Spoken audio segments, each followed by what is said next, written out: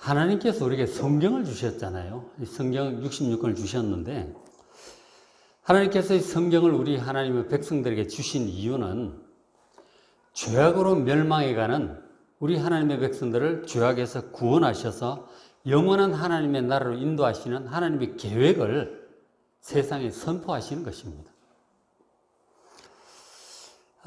하나님께서 정말 세상을 아름답게 창조를 하셨는데 사람들이 죄로 인해서 세상은 망가지고 결국은 노아의 홍수로 대대적인 심판을 받습니다. 그리고는 새롭게 시작을 하게 되었죠.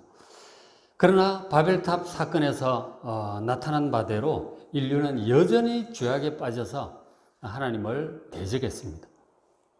그래서 하나님께서 아브라함을 통해서 하나님의 백성들을 구원하시는 역사를 새롭게 시작을 하셨어요. 믿음의 조상 아브라함과 이삭과 야곱을 거쳐서 그들의 후손 이스라엘 백성들을 애굽에서 번성하게 하셔서 200만 명 규모의 민족이 되게 하셨어요. 그리고는 모세를 통해서 애굽에서 탈출하게 하시고 여호수아를 통해서 가나안 땅을 정복하여 나라를 세우게 하셨습니다. 그래서 이스라엘 백성들이 그 이후에도 연약하고 많은 문제들이 있었죠. 그래서 필요할 때마다 하나님께서 기드온과 삼손 같은 사사들도 보내주시고 그리고 사무엘 같은 영성이 깊은 선지자들도 보내주셨습니다. 그리고 다윗과 히스기야, 요시아와 같은 훌륭한 왕들도 세워주셨어요. 그리고 또 그 이후에도 엘리야와 엘리사, 이사야, 예레미야, 다니엘과 같은 정말 훌륭한 선지자들을 보내주셔서 가르치시고 도우시고 인도하셨어요.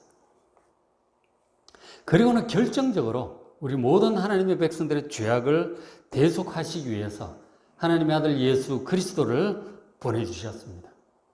예수님께서 십자가에서 우리의 죄악을 다 대신 대속하여 죽으시고 그리고 죽음을 이기고 부활하셔서 이제 하나님의 우편으로 다시 올라가셨고 우리를 도와주실 보혜사 성령을 보내주셨습니다.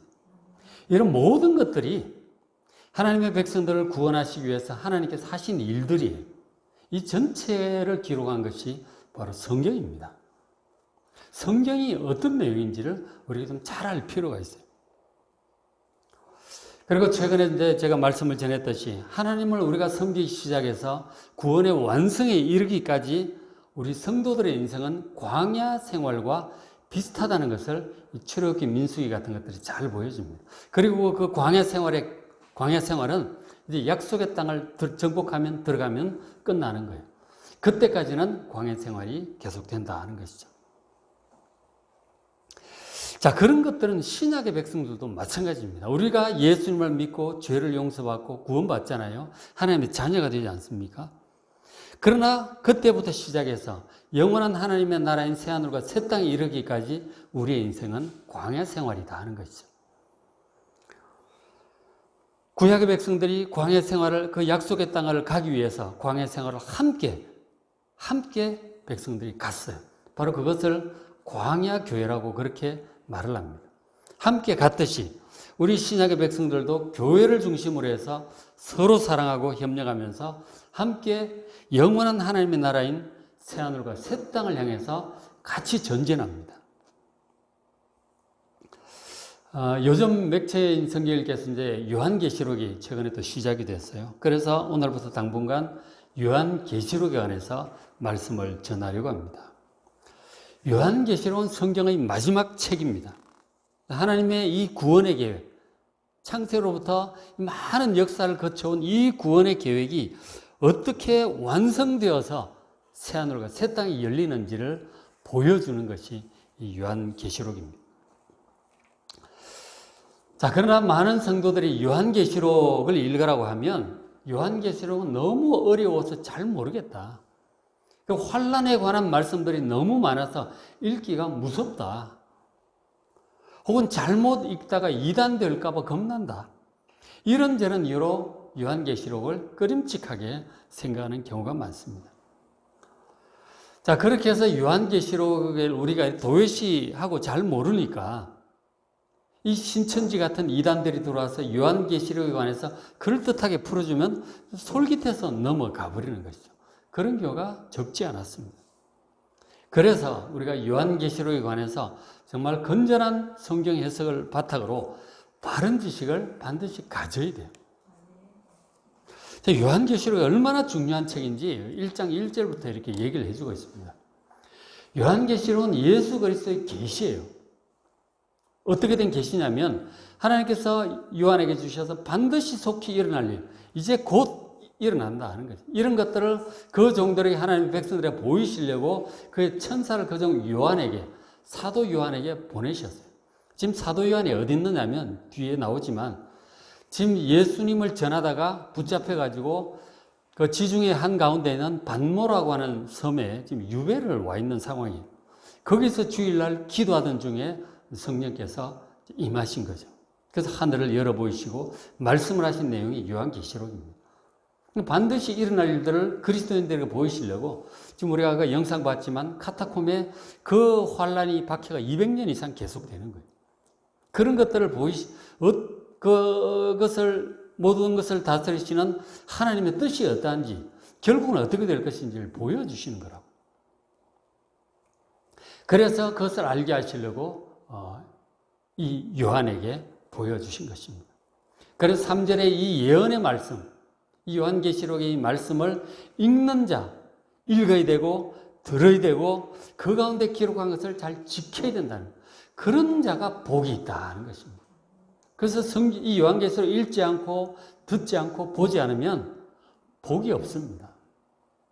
이런 어떤 상황들이 임할 때, 요한계시록을 읽은 사람과 요한계시록을 통해서 건전한 이 믿음을 세운 사람과 그렇지 않은 사람은 차이가 나는 거예요. 이런 말씀을 읽지 않고 믿음을 굳건하게 세우지 못하면, 이런 이제 어려움이 닥치고 박해 상황이 오면 믿음을 포기하고 배교하는 자가 되는 것이죠. 하나님께로부터 떠나버린다는 거죠.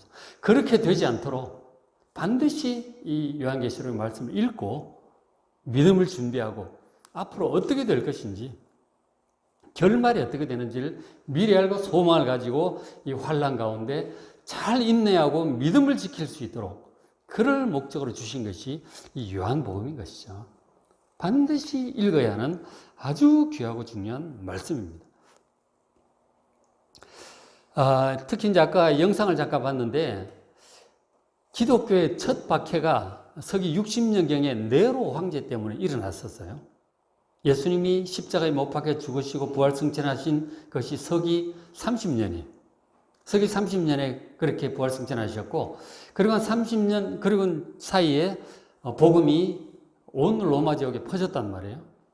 쫙 퍼졌는데 서기 60년경에 네로 황제가 이 로마 도시에 이제 큰 화재가 나가지고 거의 절반 가까이 불에 타버렸는데, 그 대화재 책임을 모면하기 위해서 기독교인들이 불태웠다, 이렇게 누명을 덮어 씌웁니다. 그래서 기독교 첫 박해가 이루어졌던 거죠. 그때 사도 바울도 목이 잘려 죽게 되죠. 무슨 행위라고 그래요? 그렇게 죽고, 그리고 베드로 같은 경우는 거꾸로 십자가에 못 박혀서 죽게 돼요. 기독교 대박해가 일어났고, 그렇게 하다가 네로 황제 죽고 황제가 바뀌고 이러면서 잠잠해졌는데, 한 20년 정도 지나서 서기 81년에 아까 영상에서 봤던 도미티아누스 황제가 황제가 되면서 기독교 대박해가 또 시작이 되었어요. 도미티아누스 황제는 그 앞에 황제들과 달리, 그 앞에 황제들이 이제 워낙 막 권력도 막강하고 그러면서, 황제가 죽고 나면 초대 황제인 아우구스투스 황제도 이제 그랬잖아요. 그 사람은 그렇게 할 생각이 없었는데, 죽고 나니까 저 속주에 있는 이제 사람들이 죽은 로마 황제를 신으로 떠받드는 그런 풍습들이 생겨나기 시작했어요. 그 이제 좀 아부하는 그런 거죠. 그 식민지 속주에서 이제 그런 풍습들이 생겨났는데, 그러니까 죽고 난 다음에 주로 신으로 숭배하고 그렇게 했었어요. 예배도 드리고 그 기도도 하고 그랬단 말이에요. 그렇게 되었는데, 그러면서 이 한 8, 90년 흐르면서 이 도미티아누스 황제가 자기가 이 사람이 살아있을 때 이미 그런 예배를 받기를 원했던 거예요. 처음으로. 다들 죽고 난 다음에 그렇게 간섭적으로 했는데, 어차피 뭐 보니까 그 앞에 선대 황제들 보니까 다 그렇게 하는 거예요. 어차피 죽고 난 다음에 신으로 숭배를 받는데 자기는 살아있을 때부터 받고 싶다는 거예요. 그래서 그렇게 공포를 합니다. 그 서기 뭐 80년대 이제 중반쯤 되죠. 그렇게 해서 공포를 했는데 거기에 대해서 반발하는 사람들이 유대인들하고 그리스도인들인 것이죠. 이 사람들이 이제 우상 숭배하지 말라고 하는 하나님의 말씀을 따라 그렇게 할 수 없다는 거죠. 그래서 그 반대하는 무리가 있다는 얘기를 들으니까 다 몰살하라 이렇게 된 거죠. 그래서 두 번째 대대적인 기독교 박해가 80년대 중반부터 이렇게 시작했어요. 그때 이제 이 박해 상황이 펼쳐진 거예요. 그래서 이 사도 요한도 소아시아 쪽에서 에베소 쪽에서 복음을 전하다가 결국은 이제 반모섬으로 유배를 가게 된 거죠. 그런 상황에서 하나님께서 사도 요한에게 대대적인 박해가 시작된 그리스도인들에게 이 편지를 보내신 거예요. 그것이 요한계시록 전체에 말씀이 주어진 이유입니다. 자, 이렇게 하는데, 자, 1장 4절 보시면 사도 요한은 아시아에 있는 7교회, 소아시아, 터키 지역에 있는 7교회에 편지합니다. 네로 황제는 그 박해가 이탈리아 반도 안에 있었는데, 이거는 이제 로마 제국 전체에 퍼지니까 소아시아에도 박해가 온 것이죠. 그래서 그 교회 편지들을 하는데, 먼저 이제 사도 요한이 이 편지를 쓰면서 일단 그리스도인들을 이제 안부를 묻고 축복을 합니다. 인사 겸 안부 축복을 해요. 축복을 할 때 누구의 이름으로 하느냐? 삼위일체 하나님의 이름으로 축복을 해요. 그러니까 삼위일체 사상이 여기 아주 명백히 이제 드러납니다. 유대인들은 여호와 하나님만 섬기지만 그리스도인들은 하나님의 아들 예수 그리스도와 예수님께서 보내신 보혜사 성령님을 섬기잖아요. 삼위일체 하나님을 섬기는데 삼위일체 하나님 사상이 여기에 아주 명백히 나오죠. 자, 보시면 이제도 계시고 전에도 계시고 장차 오실 바로 영원하신 성부 하나님이세요. 영원 전부터 계셨고 그리고 장차 오신다고 하는 건 다시 오셔서 이 모든 박해 상황을 정리하시고 그리고 구원을 완성하실 것이라고 하는 장차 오신다고 하는 그 하나님을 찬송하고 그 다음에 성령님, 그의 보호자 앞에 있는 7영, 7 숫자는 완전수고 완전한 이 하나님의 이름으로 또 축복을 합니다. 그리고 또 5절에 성자 예수님, 충성된 증인, 예수님은 하나님의 말씀을 충성되게 전하셨어요. 그래서 그것 때문에 예수님 십자가에 못 박혀 죽으셨죠. 충성된 증인으로 또 죽으셨는데 죽은 자들 가운데서 먼저 나시고 처음으로 부활하신 분이십니다. 그 앞에 예수님께서 죽은 자를 살리신 사람들은 다시 죽었어요. 그러나 예수님의 부활은 다른 거예요. 예수님은 그렇게 3일 만에 살아나신 다음에 그 2000년 전인데 지금까지 살아계세요. 부활하신 그 예수님은 승천하셔서 하나님 우편에 계십니다. 부활하신 참된 그 부활하신 분은 영생하는 것입니다. 바로 그것처럼 우리 그리스도인들도 그렇게 예수님처럼 부활할 것이고 영생할 것이라고 하는 것이 복음의 결론이에요. 그래서 그 예수님 죽은 자들 가운데서 먼저 나시고 부활의 첫 열매예요. 그리고 땅의 임금들의 머리가 되신 예수 그리스도, 왕 중의 왕이에요. 지금 도미티아누스 황제도 겁나고 뭐 유대 안에도 이제 분봉 왕들이 있고 뭐 이집트에도 있고 여기저기 왕들이 있잖아요. 그런 모든 왕들을 다스리시는 분임이 예수 그리스도이심을 지금 말씀하고 있는 거예요.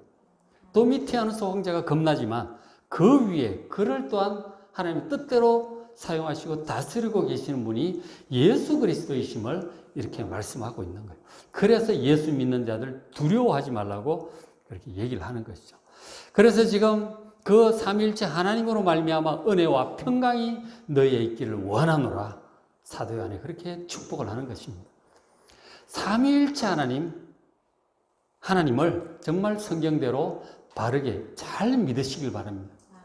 우리가 웨스트민스터 신앙고백도 우리 피테 권사교육 때 봤지만 이 하나님, 예수님, 성령님은 동일한 권능과 영광과 능력을 가지시고 우리의 예배와 기도를 받으시기에 합당한 분이심을 믿습니다.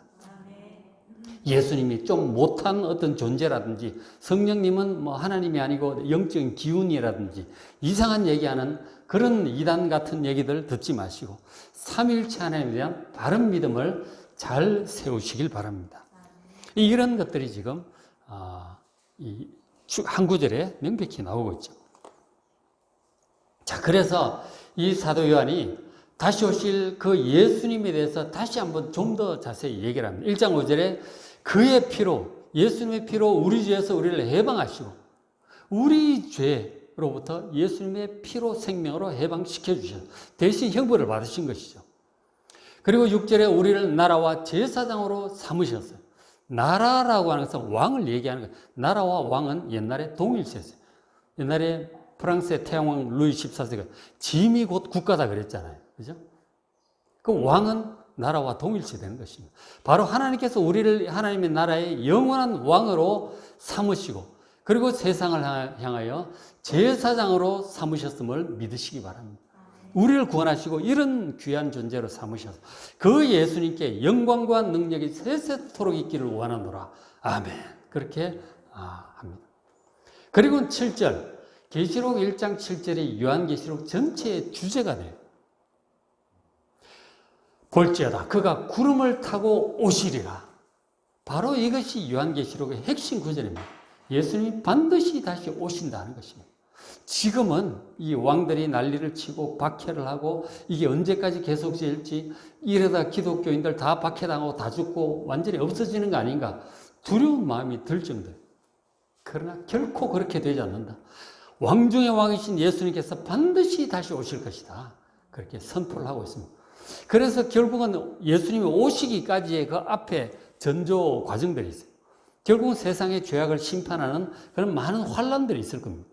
7인의 환란, 7 나팔의 환란, 7 대접의 환란 등의 심판의 세상죄를 심판하시는 하나님의 백성들을 박해하는 그들을 향한 심판의 환란들이 있을 것이고 그 다음에 예수님께 오셔서 사탄까지 전부 무저갱에 집어던져 넣으시고 새하늘과 새 땅이 이루어질 것이라고 말씀하는 게 요한계시록이에요. 그 과정을 알기 위해서 우리가 봐야 되는 거죠. 박해가 지금은 진행되고 있지만 결국 주님께서 이기시고 다 심판하시고 새하늘과 새 땅이 임할 것이라고 하는 그 말씀을 지금 해주고 계시는 거예요. 결코 두려워하지 말고 소망 가운데 인내하라고 하는 말씀이죠. 예수님께서 구름을 타고 오신다는 저 말씀은 지금 그 다니엘서 7장인가에 보면은 그 말씀이 나와요. 그 다니엘 선지자가 환상적이 보니까 인자 같은 이가 구름을 타고 오는 그런 모습을 보게 돼요. 거기 이제 기초하고 있는 말씀이기도 하거니와 예수님께서 승천하실 때, 서기 30년에 승천하실 때, 그때 한 500여 명이 그 감람산에 있었단 말이에요. 다 올라가는 걸 보고 나서 하늘을 뚫어지게 쳐다보고 있으니까 옆에 천사들이 나타나서 사람들에게 얘기를 합니다. 여러분들 왜 그렇게 하늘을 쳐다보고 있습니까? 지금 여러분들이 본 이 예수, 하늘에 올라가심을 본 그대로 구름을 타고 다시 오실 것입니다. 그렇게 말씀을 하셨던 것이죠. 그 말씀대로 사도 요한도 지금 예수님께 저런 말씀을 듣습니다. 주님께서 분명히 구름을 타고 다시 재림하실 것을 믿으시기 바랍니다. 영광 중에 재림하실 것입니다. 예수님께서 재림하시는 좀 더 자세한 그 묘사가 요한계시록 19장에 나와요. 백마를 타고 하늘의 천군 천사들과 함께 내려오셔서 하나님을 대적하는 모든 악한 자들을 소멸하실 것입니다. 반드시 주님께서 다시 오십니다. 그래서 땅에 있는 모든 족속이 그로 말미암아 애곡할 것이다. 하나님을 대적하던 모든 백성들이 통곡을 할 것입니다. 후회하고 통곡을 할 것입니다. 그러면서 말씀하시길 8절에 주 하나님이 이르시되 나는 알파와 오메가라. 그렇게 그리고 처음이고 나중이다. 그렇게 말씀을 하셨어요. 그러니까 예수님은 알파와 오메가입니다. 이 알파는 히브리어 헬라 알파벳 첫 글자가 알파예요. 둘째가 베타, 감마, 델타 이렇게 가잖아요. 그럼 마지막 글자가 오메가입니다. 우리는 영어밖에 안 써서 잘 익숙지 않잖아요. 어쨌든 첫 글자와 마지막 자. 그러니까 예수님은 시작이고 끝이라고 지금 말씀을 하고 계시는 것이죠. 저 시작이라고 하는 것은 바로 천지를 창조하신 분이라고 하는 뜻이고 그리고 오메가 마지막이라고 하는 것은 역사를 마감시키실 분도 주님이시다 하는 것입니다. 역사의 시작이 있었으니 분명히 끝이 있을 것입니다. 그리고 끝나고 또 새하늘과 새 땅이 새롭게 시작하게 하실 분이 바로 주 예수 그리스도이심을 말씀을 하고 있는 것이죠. 그렇죠? 자, 그렇게 이제 말씀을 하셨어요. 그리고 이제 이 요한은 자, 1장 9절 나 요한 하고 자기 얘기를 지금 좀 하고 있죠. 예수의 환난과 나라와 참음에 동참하는 자라. 그렇게 먼저 소개를 하고. 그러니까 지금 환난과 참음에 동참한다. 이거는 말이 좀 쉽잖아요. 그죠? 환난이 있고 그걸 잘 인내하는 거죠. 나라가 들어가 있는 건 왜일까요? 이 나라는 바로 하나님의 나라를 가리키고 있는 것입니다.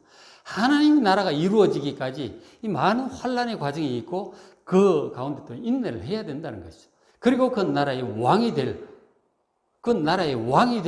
그 사람임을 또 얘기를 하고 있는 것이죠. 그러니까 하나님의 나라가 임하고 우리가 그 나라의 왕이 되기까지 이 세상 가운데 광야의 환난이 있고 그리고 뭐 이런 박해도 있을 수 있고 마지막 환난도 있을 것입니다. 그런 환난과 참음에 사도 요한이 동참했듯이 우리도 기꺼이 동참하고자 하는 용기를 가지시길 바랍니다. 카타콤의 얘기는 옛날 일로만 보지 마시고 우리나라만 해도 일제시대 때 그런 박해가 있었고 공산주의 체에서도 대대적인 박해가 있었습니다. 그리고 지금 북한에는 지금도 박해 가운데 기독교인들이 지하에서 신앙생활을 하고 있고요. 북한에 지금 카타콤이 있는 거예요. 숨어서 신앙생활을 하고 있습니다. 찬송도 소리내어 부르지 못하고 입만 뻥긋뻥긋 하면서 부르고 있단 말이에요.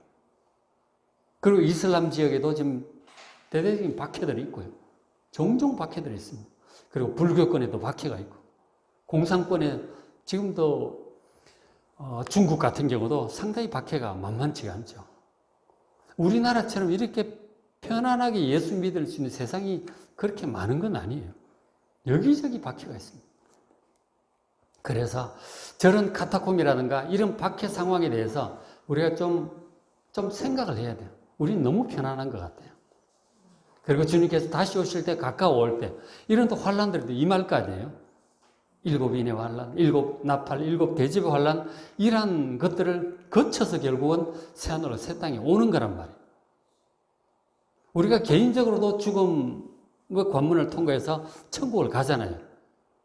그 죽음이 가까워올 마지막 시간에 우리가 젊을 때 사는 것보다 훨씬 힘든 시간이 있어요. 반드시 있습니다. 몸은 쇠약해지고 여기저기 아프고 외롭고 힘도 없고 경제력도 없고 그런 상당한 시간을 겪게 돼요. 혹은 병상에 누워서 뭐 이렇게 꼼짝도 못하는 그런 요양원 생활을 하게 될 수도 있고 그런 세월을 피해갈 수 없습니다. 그래서 그런 때가 오기 전에 여러분 믿음을 잘 세우셔서 개인적인 마지막 때든지 그리고 주님 다시 오실 마지막 때든지 간에 그런 환란들이 다가올 때 믿음으로 잘 이길 수 있도록 그 하나님의 나라에 가기까지 필연적으로 거쳐야 할 이 환란을 잘 인내함으로 통과할 수 있도록 믿음을 잘 준비하는 여러분 되시길 바랍니다. 자, 지금 요한이 그런 동참을 하고 있고요. 자, 하나님의 말씀과 예수를 증언하였으므로 말미암아 반모라는 섬에 지금 귀향을 와 있는 것입니다. 하나님의 말씀을 전했고 예수 그리스도의 복음을 증언했기 때문에 지금 유배를 와 있는 것이죠. 그리스도인들이 죽기도 하고 뭐 유배도 오고 이제 그렇게 하고 있었어요. 자, 그렇게 반모섬에 와 있던 중에 10절에 주의 날에 이 주의 날이 뭔지 아십니까? 바로 주일입니다. 주일. 주일이라고 하는 단어가 여기에 나와요. 우리가 일요일이라고 하지 않고 주일이라고 그러잖아요. 그 주일이라고 하는 단어를 1세기 때부터 저렇게 사용을 했었어요. 사도 요한이 이제 주일에 그리스도인들이 예배 드리는 날에 내가 지금 예배, 개인적으로 뭐 예배를 아마 드렸겠죠. 마음으로. 예배 드리는 날에 내가 성령에 감동되어 있었어요. 감동의 은혜, 깊은 은혜 가운데 들어가고 있을 때 그때 이제 하나님의 음성이 들린 거죠. 주의 날에 내가 성령에 감동되어 내 귀에서 나는 나팔 소리 같은 큰 음성을 듣습니다. 큰 음성이 들리는데 꼭 나팔 소리 같아요. 나팔 소리 같은 음성이 한번 들린 적이 있었는데 어디 쓰냐면 출애굽기 19장에 하나님께서 신의 산 위에 강림을 하실 때 나팔소리 같은 그런 음성이 들립니다. 그런 음성으로 하나님께서 공중에서 십계명을 선포하셨던 것이죠. 그런 나팔소리 같은 큰 하나님의 음성 같은 음성이 들려왔어요. 기도 중에. 그 뒤에서 소리가 납니다. 그러니까 뒤에서 뭐라고 얘기를 하느냐면 11절에 네가 보는 것을 두루마리에 써라. 두루마리에 써서 에베소 등 7교회에 보내라. 그런 음성이 들립니다. 에베소, 서머나, 두가모, 빌라델비아 쭉 7교회 얘기를 합니다. 그렇게 해서 이제 음성을 듣고 그리고 환상을 보게 되는 거죠. 그것을 전부 기록을 한 것이 환상도 기록을 하고 음성도 기록을 해요. 그 전체가 요한계시록이고 그 요한계시록은 소아시아 지금 박해받기 시작하는 이 7교회에 보낸 편지가 되는 것입니다. 1세기 도미티아누스 황제의 박해가 시작될 그 무렵에 보낸 편지가 요한계시록이라는 것입니다. 그래서 이 박해 상황에 있는 그리스도인들이 지난 2000년 내내 이 요한계시록을 그렇게 붙들고 살았어요. 박해 상황에서 요한계시록만큼 위안과 소망을 주는 말씀이 없어요.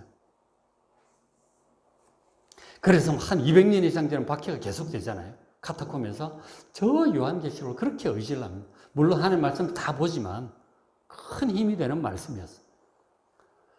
그리고 이제 박해가 있을 때마다 요한계시록을, 우리나라에서도 일제치하에 그 요한계시록을 특히 많이 보고 부흥회를 전국적으로 다니신 분이 길선주 목사님이세요.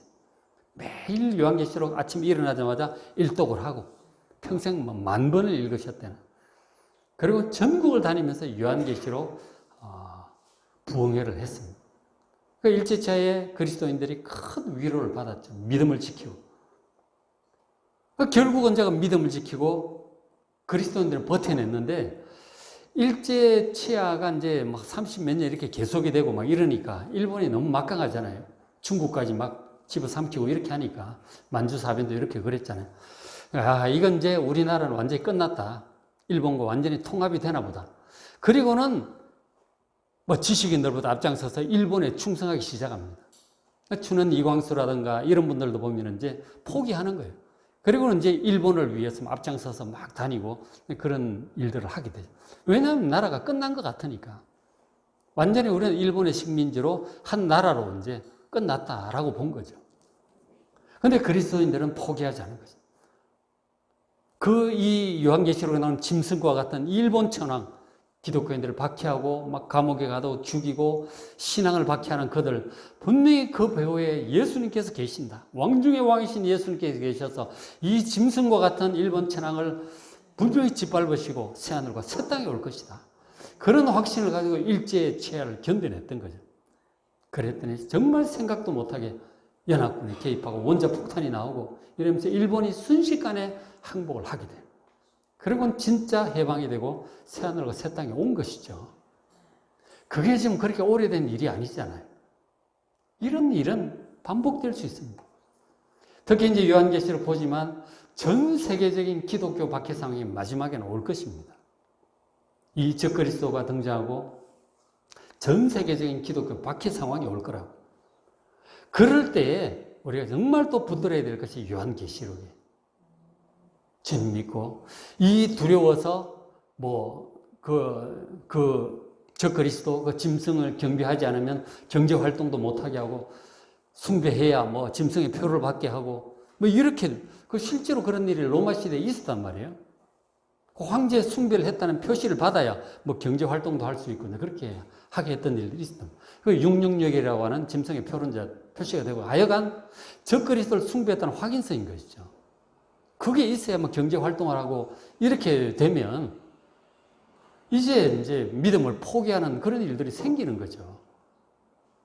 그렇게 되지 않도록 그 짐승의 표를 받아서는 안 된다.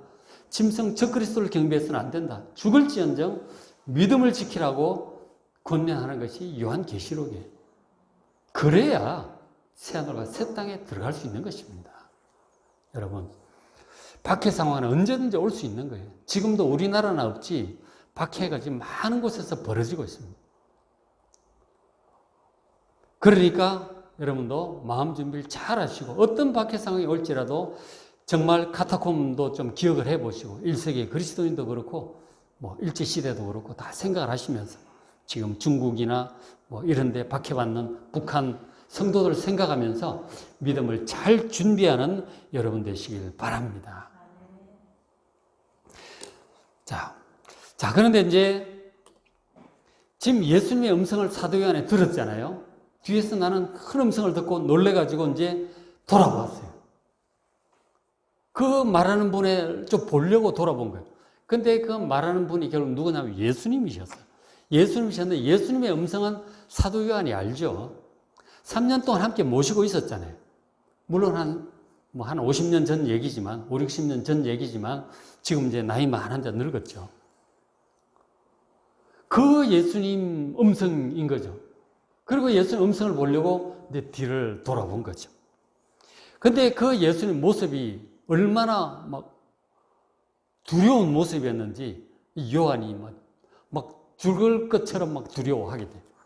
근데 그 한 5, 60년 전에 그 예수님 모습이 아닌 거죠. 부활 승천하셔서 하나님 우편에 계시는 그 예수님의 모습인 거죠.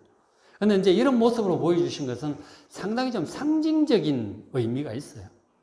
상징적 의미가 있는데 하여간 그 느낌, 그 위험은 분명한 사실이죠. 그래서 그 모습을 앞에 봤나요? 12절에 몸을 돌이켜 나에게 만한 음성을 알아보려고 돌이킬 때에 7 금촛대를 보았습니다. 딱 보니까 금촛대가, 금으로 된 촛대가 7개가 있어요. 촛대는 뭡니까? 어두운 세상을 밝히는 것이죠. 뒤에 보니까 소아시아에 있는 7 교회라고 해석을 해 주십니다.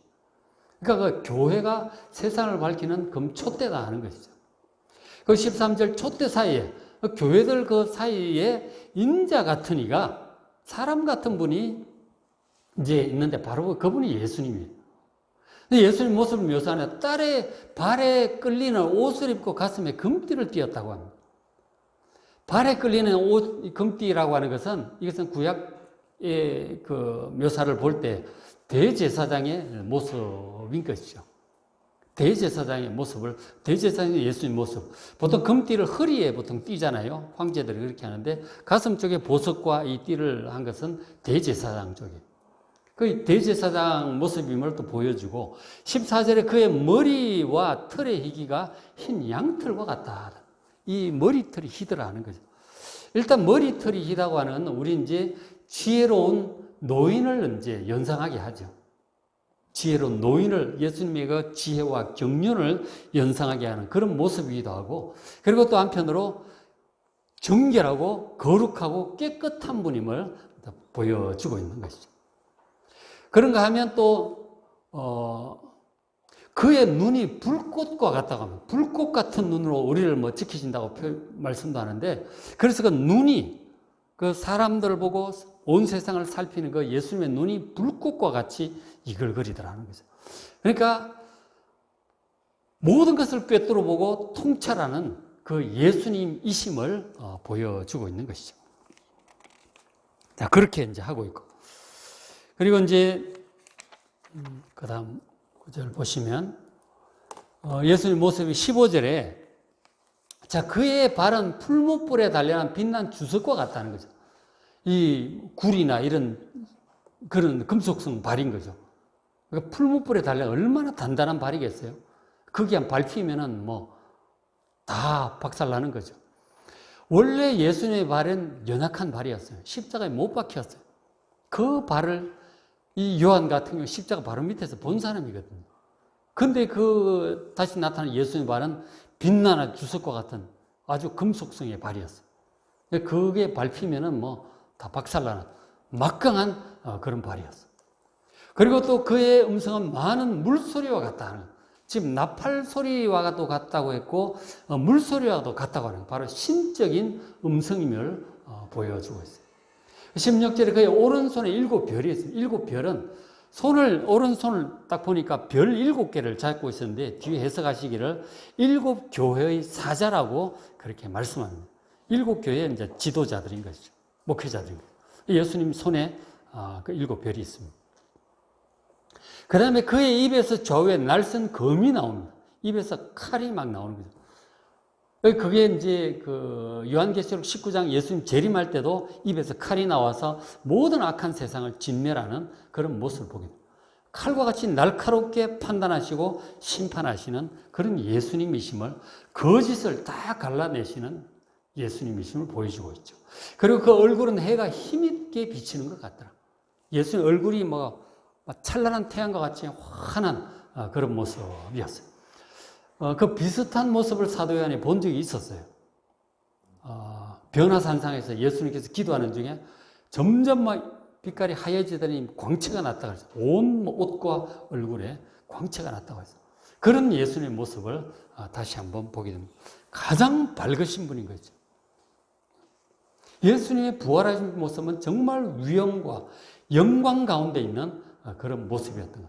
그 예수 딱 나타나서 찬란해서 제대로 쳐다보기가 어려웠죠. 그래서 그것을 보는 순간 순식간이겠죠. 자기 묘사는 했지만 순식간에 그걸 보는 순간 사도 요한의 반응이 이랬어요. 1장 17절 내가 볼 때 거의 발 앞에 엎드려져 죽은 자 같이 되어버렸어요. 죽을 것 같은 하나님의 영광을 직접 보면 우리 죄된 이 육신은 참 두렵죠. 너무너무 두려워서 이 사도 요한이 막 그냥 엎드려져 버렸어요. 거의 막 기절한 거죠. 그가 오른손을 넣고 내게 이르시되 두려워하지 말라. 위로하시고 나는 처음이요 마지막이니 곧 살아있는 자라. 이 얘기를 몇 번 하시죠. 알파와 오메가라고도 하시고 처음이고 마지막이고, 처음 창조하실 때 예수님이 그 말씀으로 창조하셨고 결국 마지막 심판하실 분도 재림하셔서 악을 소탕하시고 심판하실 분도 바로 예수님이시다 하는 거죠. 그러면서 예수님 말씀 18절 곧 살아있는, 난 지금 살아있다. 내가 전에 죽었었노라 하는 거죠. 예수님께서 오셔서 십자가에 죽으셨었죠. 그리고 부활하시고 지금도 살아계신다 하는 거죠. 볼지어다. 이제 세세토록 살아있어. 예수님은, 부활하신 예수님은 영원히 죽지 않습니다. 그래서 사망과 음부의 열쇠를 가졌다 말씀해요. 열쇠라고 하는 것은 우리가 집에 곡간 열쇠 얘기를 하지만, 곡간 열쇠가 이제 시어머니가 나중에 며느리 물려주고 그러잖아요. 열쇠라고 하는 것은 이제 권세예요. 우리나라 경제권을 이 재정부 장관이 가지고 있잖아요. 물론 대통령 하지만 열쇠는 이제 재정부 부총리 가지고 있죠. 이 열쇠라고 하는 것은 그 권세를 얘기하는 것입니다. 사망과 음부의 세계를 다스릴 수 있는 권세를 예수님께서 가지고 계심을 믿으시기 바랍니다. 예수님께서 죽으시고 부활하심으로 이 권세를 가지시게 된 것입니다. 그 세계까지, 그리고 그 들어가고 나오고 하는 그 모든 것들을 예수님께서 통제하고 계시는 권세를 가지고 있음을 믿으시기 바랍니다. 그래서 결국은 나중에 예수님께서 사망조차도 없애버리실 것이라고 말씀을 하세요. 그래서 영생이 이루어지는 것이죠. 그래서 예수님께서는 죽지 않으시는 것입니다. 그리고 예수 믿는 우리도 결국은 나중에 부활하게 하시고 영원히 새하늘과 새 땅에서 살게 하실 것임을 믿으시기 바랍니다. 자, 그래서 이제 이렇게 말씀하죠. 19절에. 그러므로 네가 본 것, 지금 사도 요한이 본 이 예수 그리스도 환상, 그리고 지금 있는 일, 이제 그 박해가 벌어지고 있잖아요. 이 도미티아누스 황제의 박해가 벌어지고 있는데 7교회들이 당하고 있는 그런 일들, 그 7교회에 대한 얘기가 또 이제 계시록 2장 3장에 이어지고 있죠. 어떤 상황에 있는지, 어떻게 해야 되는지 그런 얘기들을 해주세요. 그런 일들, 그리고 장차 될 일, 앞으로 결국은 이 죄악된 세상을 심판하시고 새하늘과 새 땅에 임할 것이다 하는 거죠. 지금 이제 그 1세기 그리스도인들 입장에서 볼 때 지금 저 로마 제국의 박해가 막 진행이 되고 있잖아요. 카타콤에 도망도 가고 이렇게 되는데 이런 일들이 결국은 어떻게 될 것인가? 이런 이제 박해들이 계속 이루어져요. 일곱 인의 환란, 일곱 대죠. 이런 이제 박해들이 이루어지지만, 그러나 결국 주님께서 다시 오시고 악을 멸하시고 새하늘과 새 땅이 이루어질 거라고 하는 거예요. 그러니까 새하늘과 새 땅이 어떤 식으로 올지 모른단 말이에요. 기다리는 거죠. 인내하고 믿음을 지키면서. 카타콤에서 한데 너무너무 길었어요. 200년을 간 거죠. 서기 313년까지 간 거예요. 그래도 이 사람들은 믿음을, 아까 우리 영상에 보니까 카타콤에 그 글자를 새겨놨는데 비문들이 있단 말이에요. 아까 33년, 30년을 살다가 죽은 사람 비문에 아까 나오더라고요. 이제 영원한 생명을 주신 하나님께 감사한다고 하는, 후회하지 않는다고 하는 그런 비문을 우리가 그리스도인의 비문을 봤죠. 그렇게 이제 가타콤에 태어나서 그렇게 죽은 사람들도 많았고, 그 200년을 갔으니까. 그래도 믿음을 포기하지 않고 이 기독교가 쫙 퍼져서 나중에 황제 부인도 믿고 막 이런 일이 생겨요. 그렇게까지 갔다고 하는 게 정말 기적이죠. 그리고 정말 박해가 끝이 나고 로마 제국 멸망하고 새로운 세상이 이제 온 거죠. 그게 이제 로마 제국이 멸망하고 이제 중세로 넘어가게 되는 거예요. 기독교 박해가 끝나고 그거 하기 전에, 중세로 넘어가기 전에 이제 교부들 시대가 온 거죠. 그죠?